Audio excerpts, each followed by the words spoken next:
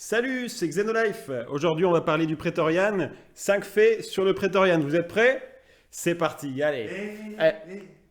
Tu fais quoi? De quoi? C'est une petite idée que j'avais pensé. Redire, c'est... De quoi? Mais je t'emmerde, c'est une putain d'idée, toi. Attention, moi j'ai 13 000 abonnés. J'ai Comment 13 000 abonnés, monsieur.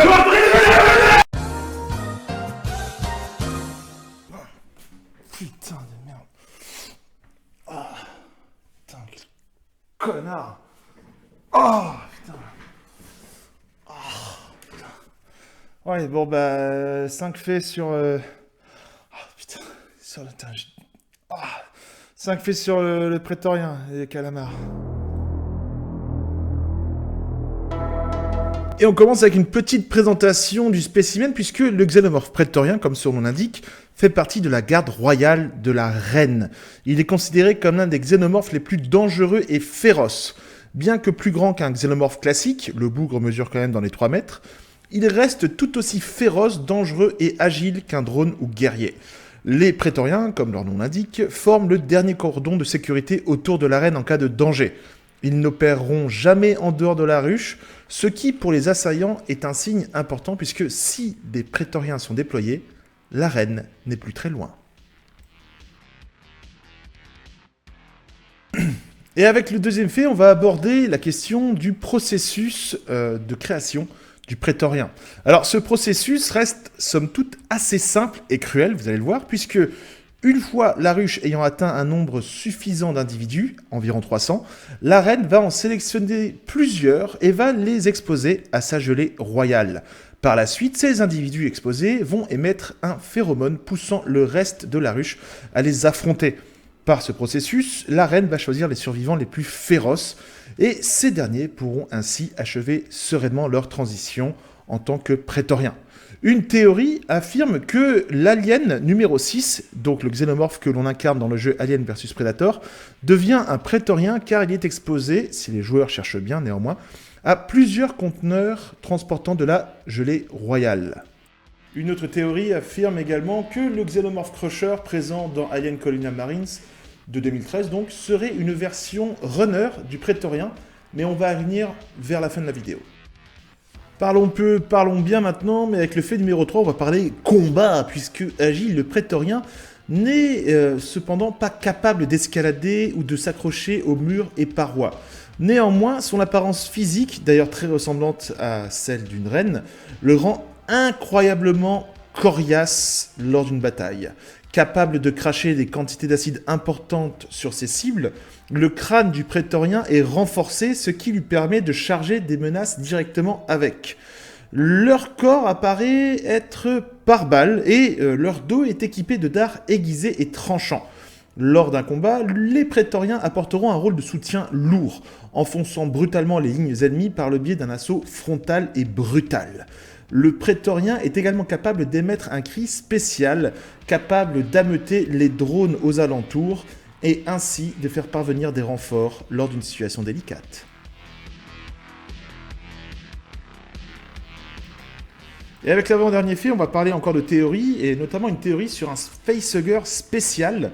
En effet, cette théorie laisse à croire qu'un facehugger particulier existerait, porteur donc d'un prétorien. Bien sûr, rien n'est prouvé, donc ça reste quand même encore une théorie. Aussi, si les prétoriens se ressemblent tous, eh bien cela serait dû au fait qu'ils n'absorberaient absolument pas les traits de caractère de leurs hôtes. Ils sont taillés pour ressembler le plus possible à une future reine. Néanmoins, cette théorie, comme je vous l'avais dit précédemment, semble être fragilisée par le cas du Crusher de Colonial Marines, puisque le Crusher étant basé sur un runner et le runner étant basé sur un hôte qui est d'origine animale, donc à 4 pattes.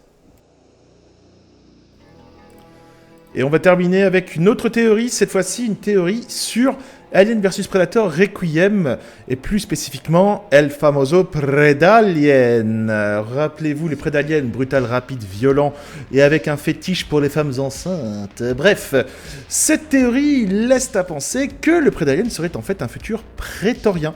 Effectivement, son crâne est assez similaire avec celui d'un prétorien, et comme prétorien, il dirige les hordes au combat, et peut par le biais d'un sifflement appeler des drones en renfort directement. Néanmoins, cette théorie, bien que très cool, n'a jamais été confirmée. La seule arrivée dans le canon officiel d'Alien du Prétorien se fera cet été, le 24 août, avec Fireteam. Et voilà les petits calamars, c'est la fin de cette vidéo, j'espère que cela vous aura plu. Quelques rappels, si ça vous intéresse, j'ai fait une vidéo sur le pré d'Alien, donc ici. Pour les nouveaux, sachez que j'ai aussi fait une série sur Alien avec des textes que j'ai écrits avec mes petites papates qui s'appelle Xenaudio, donc le lien ici. Et puis voilà, et j'espère que ça vous aura plu. Dites-moi ce que vous avez pensé des théories que je vous ai présentées.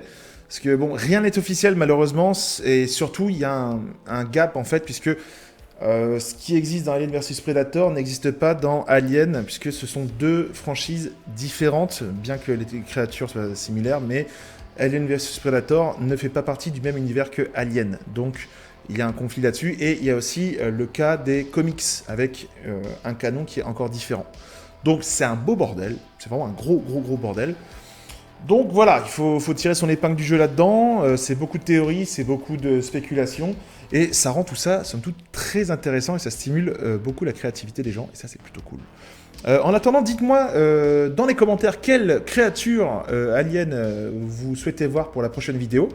Et moi, en attendant, eh ben, je vous fais à tous un très gros bisou. Merci de votre fidélité. On continue à grimper dans les abonnés et dans les vues. Ça fait vraiment très plaisir. Je vous le dis à chaque fois, mais voilà, c'est ce que je pense. Et, j'ai essayé de répondre à tout le monde dans les commentaires. Donc, si je vous ai pas répondu, sachez que je suis désolé. Mais je fais vraiment mon mieux pour répondre à tout le monde dans les commentaires. Mais il y en a beaucoup. Donc, ce qui est cool. Mais en tout cas, merci, et sachez que je lis tous les commentaires. Si j'ai pas répondu, je mets toujours le petit cœur. Voilà. Donc voilà, et ben les petits calamars, prenez soin de vous. On se donne rendez-vous pour la prochaine vidéo. Merci à Dimitri d'avoir participé au début de la vidéo. J'espère que la petite scénette vous aura plu. Une belle bagarre. Et voilà, à la prochaine vidéo les petits calamars. Bise.